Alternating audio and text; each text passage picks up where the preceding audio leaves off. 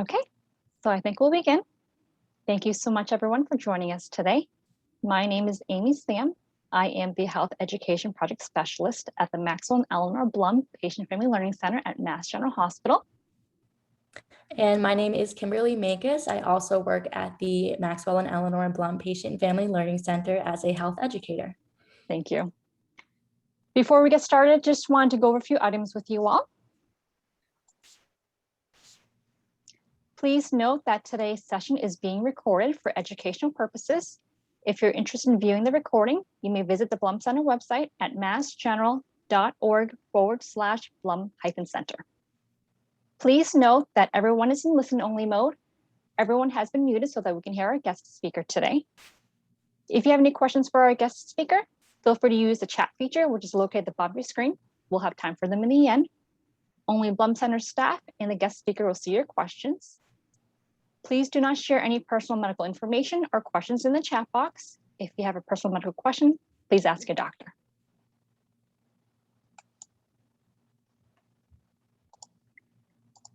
So next, I would like to introduce you all to Sharon Gallagher. Sharon has been a nurse practitioner since 2001. She started her career caring for general cardiovascular patients on an inpatient team at Brigham and Women's Hospital. In 2005, Sharon transitioned her work to an inpatient cardiovascular team at Mass General. In 2016, she joined the Adult Congenital Heart Disease program at Mass General. She joins us today to give a talk on exercise for adults with congenital heart disease. So please join me in welcoming Sharon. Thank you so much. I'm excited to be here today and I appreciate the opportunity. I'm just going to go ahead and share my presentation.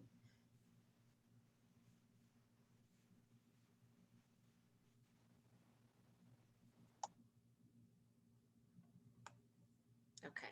Oop, too fast. Okay. So my name is Sharon Gallagher, and I'm a nurse practitioner on the Adult Congenital Heart Disease team here at Mass General Hospital. And today I'm going to talk to you about exercise in congenital heart disease. Many of you who know me know that exercise has long been a passion of mine, so I'm really happy to share some thoughts on this topic with you today.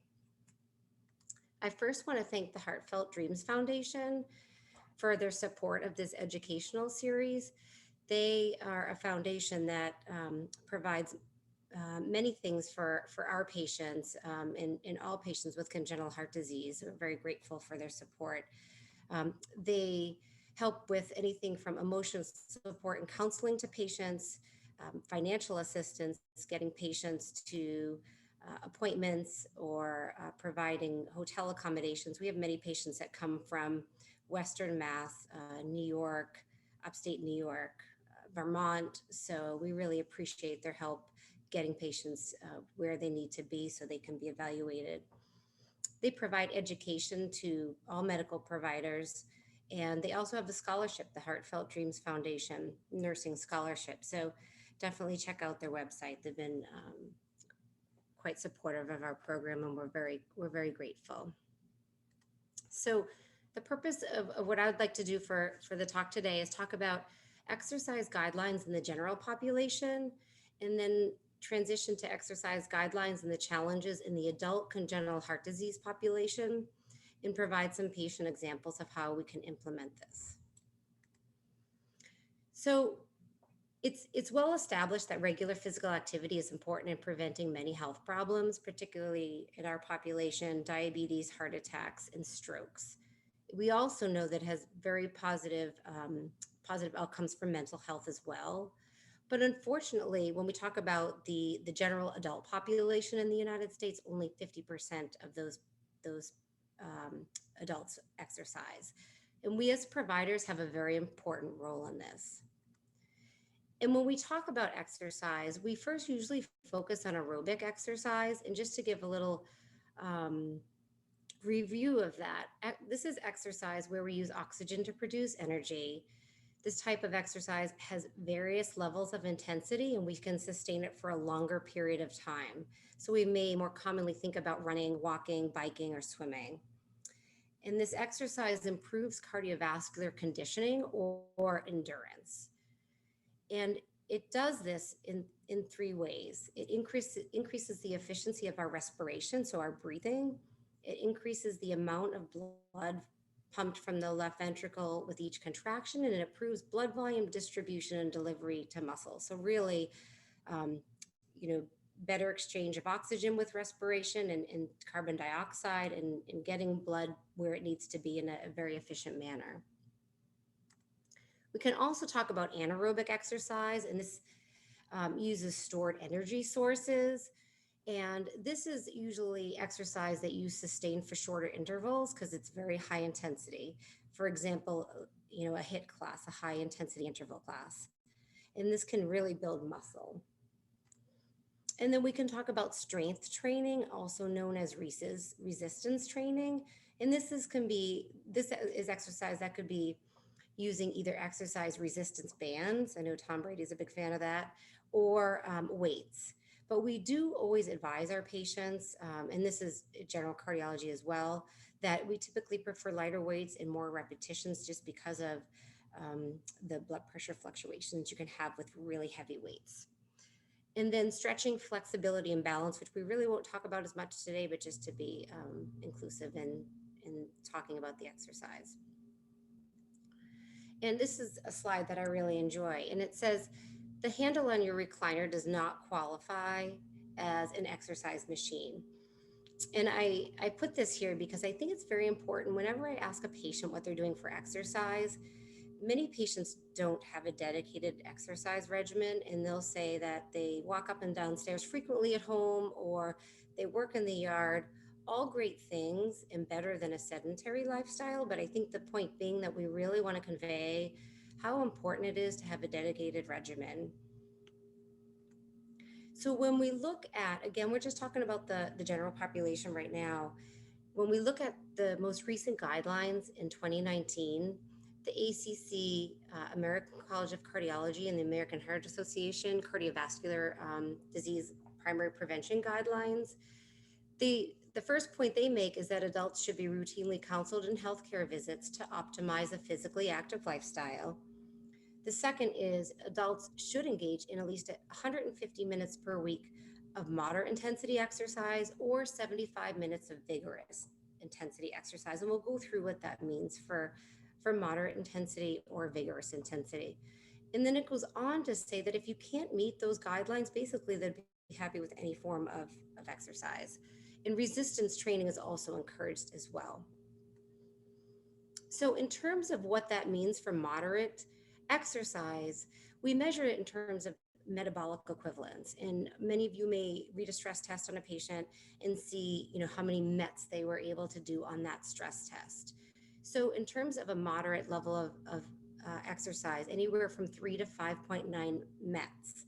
And that could be a brisk walk, 2.4 to 4 miles per hour, biking 5 to 9 miles per hour, ballroom dancing, recreational swimming. And many patients do the treadmill or stationary bike, so they in fact could measure how fast they're exercising. And then in terms of vigorous, that would be greater than or equal to 6 METs. And that would be more the jogging, running, biking, swimming laps. And as we said before, unfortunately, only 50% of the adults in the United States exercise. And we haven't done a great job with this if we look at the trends from 2011 to 2019. So just talking about this in the general population, never mind when we switch gears to congenital heart disease and how important it is and what work we have to do in that population as well. These are just initiatives in the community, really trying to, emphasize the importance of exercise, even with the NFL, CDC, and Department of Health and Human Services, everybody really trying to promote the importance of exercise. So as we transition to now congenital heart disease, we have the background of what the general recommendations would be and how special this population of patients will be with congenital heart disease. So I'll start with the simple question of what is congenital heart disease. Congenital heart disease is a problem with the heart or heart structure that's present at birth. And approximately 1 in 100 births is affected. And common defects could include a hole in the heart or misplaced, malformed, or missing heart valves, vessels, or heart chambers. So quite a variety in terms of spectrum of disease and variability within each defect as well. And some defects involve a combination of problems. It may not just be one problem. And when these patients reach adulthood, we also have to appreciate the fact that they've had a lifelong history of medical appointments, operations, testing, procedures by the time they get to us. So we have to also consider that as well when we're trying to really emphasize exercise. And historically, our patients were advised not to participate in competitive sports. And I think a lot of that came early on from just a lack of understanding with these patients and how to guide them in sports. But then they carried over into recreational sports as well. But over time, we've really learned that exercise is beneficial in this group. And not only that, not only from the congenital heart disease perspective, but they're living longer, which is great. And then it will transition to that primary prevention of cardiovascular disease that we talked about in the very, very beginning. So just for an example, if we were to talk about one of the conditions of congenital heart disease, I just wanted to talk about, say, for example, an atrial septal defect. So on the left, oh good, I think you can see my little pointer. On the left is the normal heart, and just some basic review of anatomy and physiology. The right side of the heart here is deoxygenated blood. That's why we have it blue in the picture. And this is blood that's already returned from the body from the superior vena cava, inferior vena cava, goes to the right atrium, right ventricle, and goes from the pulmonary artery to the lungs to then release carbon dioxide, bring back fresh oxygen to the left side of the heart. So now we have freshly oxygenated blood coming back from the pulmonary vein, goes into the left atrium, left ventricle, now out to the body through the aorta to now pump through to the organs and skeletal muscles and rest of the body. So on the right, we have what's an atrial septal defect. So basically, this is a communication between the top two chambers of the heart, and you'll have abnormal blood flow coming from the left atrium to the right atrium. And the blood typically flows in that pattern because the left side, the left heart, is a higher pressured system. So you have a bit of mixing of blood, and this hole could be anywhere from this very tiny hole that we just monitor over time and the patient may never need anything done, or it may be moderately large that we really have to keep an eye on that right-sided heart function to make sure that the right side doesn't enlarge or become thickened over time, and maybe the function would decrease, or get to that point that it has to be closed percutaneously in the cath lab, so it could be a catheter-based procedure, or surgically, so open heart surgery. And then this condition is actually one of the most common forms of cyanotic heart disease, which is mixing of oxygenated and deoxygenated blood. This is tetralogy of Fallot. Again, on the left is the normal heart, and on the right is a representation of a heart that has tetralogy of Fallot. And this is one that encompasses several different physiologic changes within the heart. You start by having a narrowed pulmonary pulmonic valve, which I'm pointing to right here. So on the left, this is kind of more of a normal pulmonic valve, and this is narrowed. And it can also sometimes go up and affect the branch arteries, pulmonic arteries.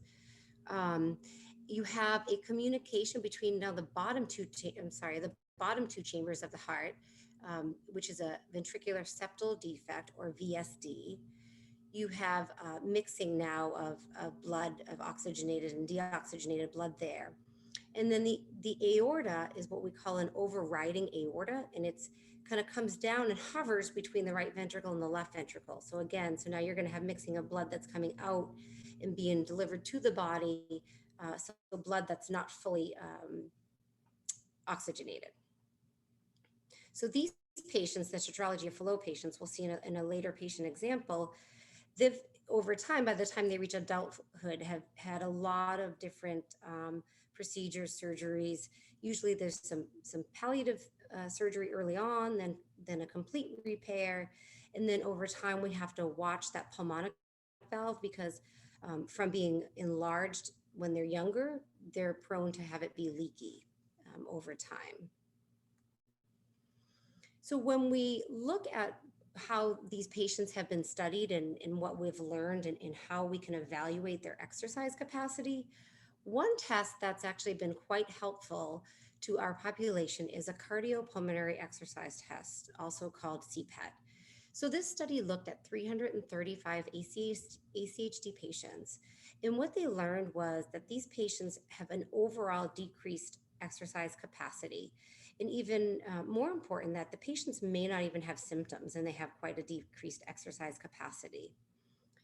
Peak VO2 is a measure that we look at on CPET, and they found that this was a reliable measure of exercise intolerance. And they also found differences in peak VO2 across the ACHD spectrum. So across the different syndromes and defects of ACHD. For example, ASD versus tetralogy of Fallot. And why this is so important is because otherwise we'd be comparing these patients to the general population, by age, which kind of is an unfair comparison. And one other thing that came out of this study was that patients that had a peak VO2 of less than 15.5 milliliters per kilogram per minute demonstrated an increased risk of hospital admission or death over the next 2 years compared to patients who had a peak VO2 greater than 15.5. So this is a very helpful prognostic piece for us when we're trying to determine treatment plans. And just to highlight, I know this is a very busy slide, but looking at the patients who had that lower peak VO2, many of these patients were sicker. They had more class 3 heart failure. They were more cyanotic in terms of what their congenital heart disease did encompass. A lot of them had more pulmonary artery hypertension, which is another higher risk feature of congenital heart disease. And this is what they came up with, which again is very helpful. So if we talk about tetralogy of Fallot, for example, which we just reviewed in the prior slides, their peak VO2 on average might be around 25. And on the left is the lower peak VO2 goes along with more of the complex congenital heart disease defects like Eisenmenger syndromes. And this is another study that studied a larger group of patients, but had very similar results. And this is data that was reviewed from 4,415 patients at a London hospital, as well as a PubMed search. And they again supported that exercise capacity does differ significantly across ACHD. They also did find some differences between genders as well. And when we compare those numbers, so remember we said that for tetralogy of Fallot, peak VO2 may be around 25, just to put it into perspective what the healthier population looks at. For example, here's 3 athletes. I just randomly chose Joan Benoit Samuelson, who's an Olympic runner with her peak VO2, Michael Phelps, who's one of the most decorated swimmers, male swimmers, his peak VO2 is 76, and David Beckham, soccer player, 67.6, so pretty much off the charts for those folks. So what happens in a cardiopulmonary exercise test? So just as the title of the test tells you, it provides us information about the heart, the lungs, and muscles in response to exercise. So as I described to patients, it's a very fancy stress test. So we're going to get information on exercise capacity, which we describe as the peak VO2 or sometimes VO2 max. And it's the amount of body your oxygen can consume during exercise. And as said earlier, it also helps us to gives us information about exercise capacity and more prognostic indicators to help guide treatment plans. And I included the formula that goes into how a peak VO2 is calculated. And we're not going to get into all of this today, but just to highlight that within this formula, why it's so helpful in our patients, because you multiply the heart rate by the stroke volume and then the arterial and venous content of the blood as well. And so we're looking at many of our patients are on so many medications, so their heart rate may be low, or they have something called chronotropic incompetence, where they can't mount the normal response to the test. Diminished stroke volume may be in our more advanced patients who have LV dysfunction, left ventricular dysfunction, and shunt lesions as well. So if the arterial content in the oxygen is affected with some of the shunting lesions. So really can get a lot of information. And we do know that the peak VO2 is reduced in these patients. So this is what a cardiopulmonary exercise test looks like. This is what we would call a level 1, which is what we're talking about today. There's various levels of tests. Some of the more advanced tests, patients actually go into the cath lab and have invasive monitoring during the test. But for what we're talking about today, this is what we would be looking at. So on the left is a treadmill test. And you could see that included in this is blood pressure monitoring, EKG monitoring, as well as a mask for gas exchange to measure. And on the right is a bicycle test. And when we look at when we try to come up with programs for these patients in terms of how long and what they should do for exercise, at early 2015, we had a task force in terms of coming up with recommendations. There wasn't really clear guidelines as of yet. So this was the American Heart Association and American College of Cardiology that came out with some, like I said, some recommendations that basically say that physical activity is definitely better than a sedentary lifestyle. And they recommended some testing that may help to guide patients and create a program. They talk about some non-invasive testing, which I highlighted here, Holter monitor echo, cardiac MRI, which we use often in our patients, and just saying that this may actually be quite useful. And then they also talk about, which is important, the dynamic component to exercise in the static component. So when we think about the static component, we're thinking of the isometrics, those exercises that might more rapidly increase blood pressure because of the resistance involved in them. So, but again, kind of more recommendations, not clear guidelines as of yet. And then in 2018, we do have some guidelines that now came out, because these are the most recent guidelines for congenital heart disease put out by the AHA and the ACC. And what they say is that clinicians should assess activity levels at regular intervals and counsel patients on the types and intensity of exercise appropriate to their clinical status. Very important, because we're starting to get away from classifying them by their disease. We're trying to get into a more functional evaluation of where they're at and what's appropriate for their exercise levels. And number 2 is using a CPET to help guide activity recommendations for these patients.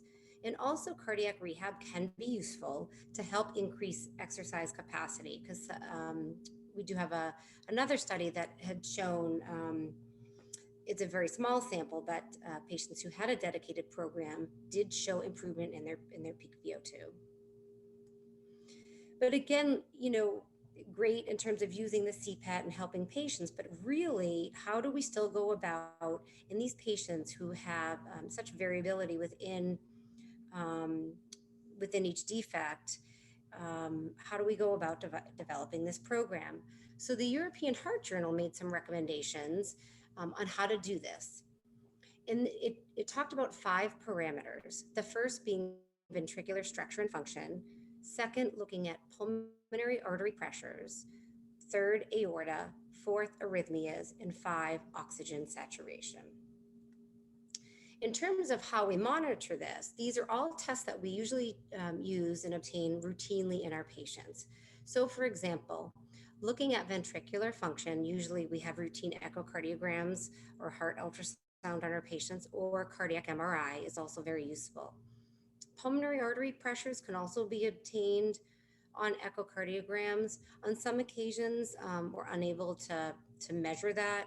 If there were true concern, um, a direct measurement in the cath lab for a right heart cath is possible. Looking at the aortic size, and that's again by echocardiography or cardiac MRI. Assessment of arrhythmias, because our population of patients are at higher risk for arrhythmias. But we always start with a 12-lead EKG, looking at their rhythm, looking at intervals, any prolongation.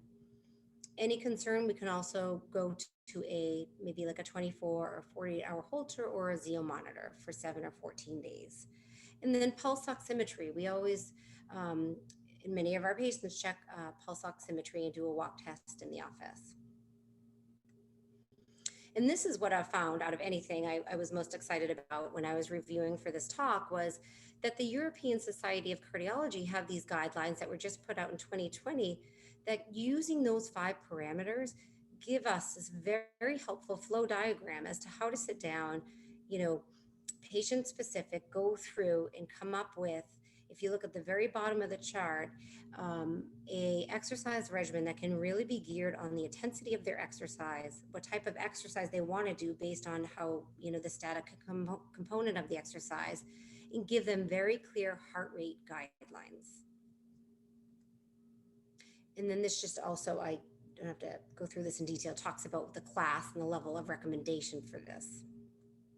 So let's walk through now a patient scenario and see how we would use that, that flow diagram to sit down and create a program. So I'm going to talk about TL. He's a 33-year-old male that we've followed, and he has a history of congenital pulmonic stenosis. So what that means is, if you pull down and look at the pictures here, on the left is the normal heart. On the right, he was born with a very narrowed pulmonic valve. So not much blood able to flow through that valve. And so at the age of 3, he had what was an open surgical valvotomy. So he had open heart surgery to expand that valve. And over time, he's now left with a leaky valve. And because of that, because when you have a leaky pulmonic valve, that blood leaks back into the right ventricle. So the risk is that that right ventricle will enlarge and the function will be decreased. And he does in fact have that. He has a leaky valve with mildly decreased function. And so when we have seen him in the office, and we'll go through his recent testing, he's somebody who has always done aerobic exercise, 20 to 30 minutes on a treadmill or stationary bike. He lifts weights, knows to avoid heavy lifting, and he has always denied any symptoms, follows a really heart healthy, appropriate diet. And if we review his testing, we'll talk about the testing that we did first in 2017.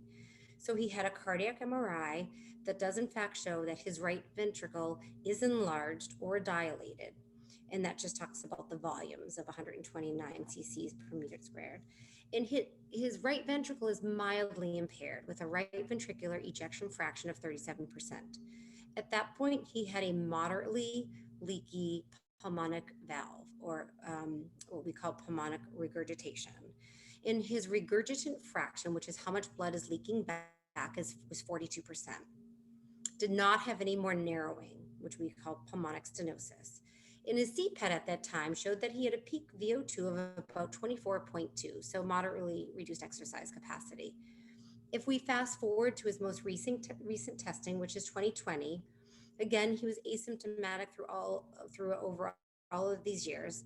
His right ventricular dilation was about the same. His right ventricular ejection fraction about the same. At this point, he now has severe pulmonic regurgitation, where his regurgitant fraction is now 48%. So when we did his CPET, we learned that his peak VO2 actually improved a little bit. He is now 25.9. So very helpful, because in this setting where the only thing that had changed was a severe pulmonic regurgitation, if his peak VO2 started to really decline, that may have been an intervention time for us. Like, we may have thought, what do we need to do to help that that pulmonic valve and intervene. But because his peak VO2 is so stable, we decided we would just continue to monitor him. And this is just an example of some of the information. We get a lot of information on these cardiopulmonary exercise tests. And again, it breaks it down: exercise capacity, cardiovascular performance, the EKG, pulmonary performance. And what I was just putting this in there for is because we do see that his peak VO2 is 25.9, 7.4 METs, so a pretty good workload. And what his peak heart rate was. His peak heart rate was 185 beats per minute. And I was going to skip this slide, but this goes back to, those task force recommendations in 2015 were a little bit loose in terms of, they would have said for number 4, athletes with severe PR, can consider low intensity class 1A, 1B, but really nothing structured and kind of patient specific based. But if we bring back that diagram that I was so excited about, we could now kind of plug in his testing. So we can say that, yes, we know that he has some right ventricular dysfunction because he's dilated. We know that he has normal pulmonary artery pressures. We know that his aorta is normal and that he has never had any issues with arrhythmias. He's not cyanotic. So we can now say that when we have at least one in the orange category, that he could either do moderate static exercise that he could do at high intensity, or he might do a high static exercise, at moderate intensity. So really an opportunity for us to sit down with him, and this is my goal with our program, to say what is it that you would like to do, and how can we get you there and guide you. So almost be like their coach to help with this exercise program for them. And what we need to do is ask them, let's establish the frequency of the exercise you're going to do, duration, intensity, and type. So if we were to say with this patient, okay, if you want to do more moderate static, high intensity exercise, based on that flow diagram, we can get very specific and say your training heart rate should be 75 to 90% of your max heart rate during that CPET, which for him was 185 beats per minute. So we can say, your training heart rate should be about 138 to 166 beats per minute. If we wanted to kind of do the opposite and say the high static, moderate intensity exercise, then we would lower his training heart rate to 60 to 75% and just say that your training goal heart rate would now be 111 to 138. So if I'm going to switch gears a little bit now, I'm going to talk about this patient in terms of kind of how prognostically it helped us in terms of his CPET and symptoms. So this is BM, and he's a 52-year-old male who has tetralogy of Fallot. And just to outline, as we talked about earlier, a lifelong history of surgeries and testing and intervention. He had a palliative repair at 13 months for his tetralogy, and then a complete repair at age 8. And he needed revision of his pulmonary artery branch at age 25 because it was narrowed or stenotic, and then ultimately underwent a pulmonic valve replacement at the age of 38. And he has been pretty active, walking 2 miles daily without symptoms. And now looking back, what I would have liked to have is exactly what intensity he was exercising at, because that's something that, we had not asked. And his testing was more over time, whereas the prior patient, we had a cardiac MRI with the CPET that we could compare to. Again, this patient, it was a little bit more difficult to come in for testing, so it was a bit scattered. So his CPET was in 2018, and we can see here that his peak VO2 is quite low at 17.4. Remembering that when we looked at that prior chart, that our peak VO2 for tetralogy patients around 25. He had a Zio monitor in 2019, which is a monitor for heart rhythm. potential for heart rhythm disorders, and he did have 10 episodes of ventricular tachycardia. He had 2 episodes of supraventricular tachycardia. He also had a cardiac MRI that showed he had normal left ventricular heart function and size. His right ventricular function was normal, but the right ventricle was a bit enlarged. And we know that his valve was narrowed in regurgitant, so leaky again. And his regurgitant fraction was a bit more variable than the prior patient, anywhere from 31% to 41%. His most recent echocardiogram showed very similar findings, normal left ventricular heart size and function, a dilated right ventricle with kind of low normal function. He didn't have any residual shunting from his prior repair of the tetralogy of Fallot. His valve now had some elevated gradients and still was regurgitant, but he now endorsed symptoms. And that was kind of the game changer here for us. So after reviewing all his studies, knowing he had a peak VO2 that was quite low, he actually very recently underwent a transcatheter pulmonic valve replacement and was just discharged and doing well. So we'll see him back in the office. And then, at some point we'll get another CPET and now can sit down, go through his parameters and see what type of structured program can we recommend to him. And now so many patients do have, iPhones and apps. You can actually measure peak VO2. Not that we want them getting too involved and overwhelmed.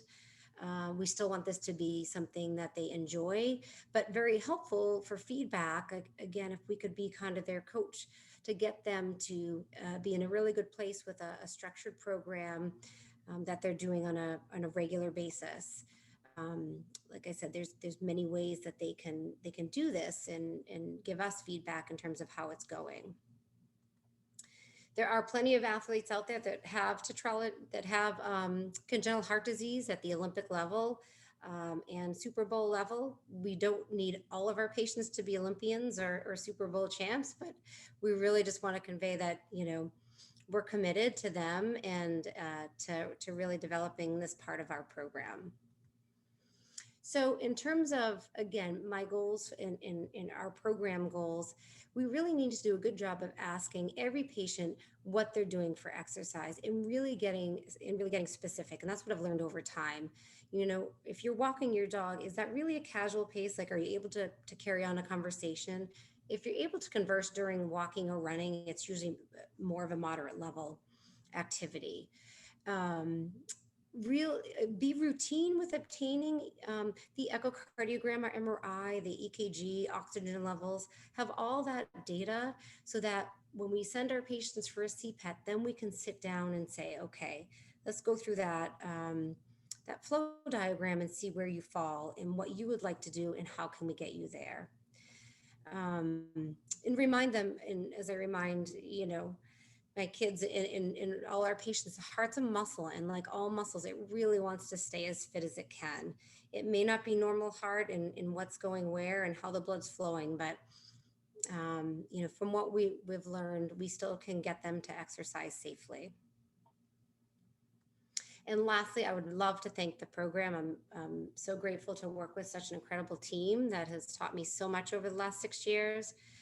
Dr. Bott, Dr. Defarier, Dr. Lauren McLaughlin, Linda, and Vanessa. So thank you all. So that's the end. I'm thankful for the opportunity to talk to all of you, and I'm happy to answer any questions. Thank you so much, Sharon. It was a wonderful presentation. So as she mentioned, we are wrapping up and getting towards the end. So if anyone has any questions for Sharon, please feel free to drop them in the chat and we will continue on with a little Q&A session if people have questions. And so we actually have a question already. So Sharon, someone asks, should I ask my cardiologist about an exercise program that is best for me as a CHD patient? Absolutely. Absolutely. And I think that as we're coming into having more structured guidelines, I feel like we can do a better job of getting patients, like instead of like I said, when I first started working with these patients, I'd be like, oh, do you exercise? What do you do? Okay, great. How long? But now I know how to get more specific. So, and again, like I think if we just take, like I'm so passionate about this with our patients, I want to, convey my enthusiasm to them and how we can get them there. So for them to initiate the discussion, that would be fantastic. Wonderful. And a follow-up question to that. The question is, what if I have other physical limitations, such as knee problems, and how best can someone exercise their heart? So then we see if, there's so many different things we can try to work on. Like if they had access to a pool, if they're a swimmer, or does biking affect their knee? We do have a lot of patients that do have like back problems and other arthritic conditions. So we really do try to work with them, which goes into the whole like, what type of exercise can you do you want to do, and how can we have you exercise safely in that type of exercise. Perfect. And do you work with any patients virtually? Yes. Mhm. Yep. And which is actually funny because that's since COVID, that's kind of been my goal, is to help this, to try to do more of like virtual visits for this part of the program, because there's a lot that we can do if all the testing is obtained, then sit down and talk. We can do that virtually. Yes. Wonderful. And another question we have, so on extremely hot days such as today, what kind of exercises do you recommend for CHD patients? So that another great question. If you can do it in the early morning or later hours, for sure, just because otherwise, when you exercise in these conditions, sometimes your blood vessels will dilate more, just to try to deal with the release of heat. So you could be prone to, maybe your pressure being a little lower, or overall not feeling as well. So either try to do it during the off time, or if it's like an indoor like treadmill that you do or something for that day, it might be a better option because this is extremely hot. Mhm. Thank you. And another question. So this person asks, my teenage CHD patient wants to play high school sports. Is this okay? And should they consult their cardiologist first? Absolutely. Yep. Absolutely. Consult the cardiologist first. Again, depending on what their disease is within the congenital heart disease spectrum, because there's such a large spectrum and such variability within each defect. So absolutely. Perfect. And what is your opinion on brisk walking as an exercise? Is it effective? Absolutely, because that actually can be considered depending on how brisk. Like I said, like on the treadmill, we could get like a good miles per hour. So it could be considered vigorous. Definitely moderate intensity, or vigorous for sure. Yeah. Thank you. And who knew at the Olympics they do have race walking? I do. I know. So there's potential. Yeah, anyone can do it. Yeah. All right. So if anyone has any last minute questions, still feel free to put them in the chat. These are great questions. Yep. Thank you, everyone. I'm so excited to be here. Give it a few more moments, see if any last ones come in.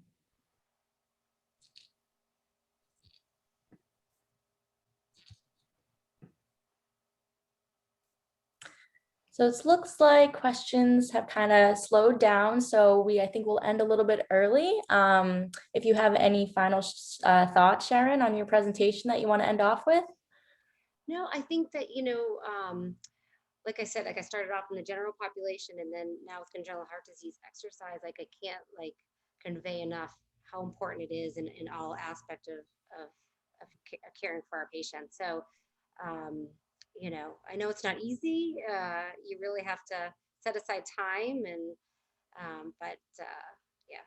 So our goal is to really develop program to help our congenital heart disease patients with this. So Definitely. Well, thank you again, Sharon, for the wonderful presentation. This was great information. So we're going to end today's program, but I hope that everyone found the presentation helpful and everyone has a great day. Thank you again, Sharon. Thank you, Amy.